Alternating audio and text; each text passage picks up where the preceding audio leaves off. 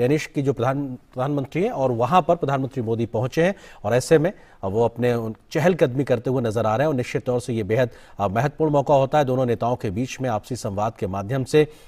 एक सहज समझ को आगे बढ़ाने को लेकर। और ये तस्वीरें उस लिहाज से बेहद महत्वपूर्ण और ये अपने आप में बताती है, हमने पहले भी कई बार ऐसे तमाम देशों के राष्ट्र प्रमुखों के साथ में प्रधानमंत्री नरेंद्र मोदी को एक सहजतापूर्ण माहौल में बातचीत करते हुए, चहलकदमी करते हुए या फिर चाय पे चर्चा करते हुए देखा है। उसी प्रकार की तस्वीरों को एक बार हम फिर से कोपेनहेगन से, डेनमार्क की राजधानी जहां पे प्रधानमंत्री का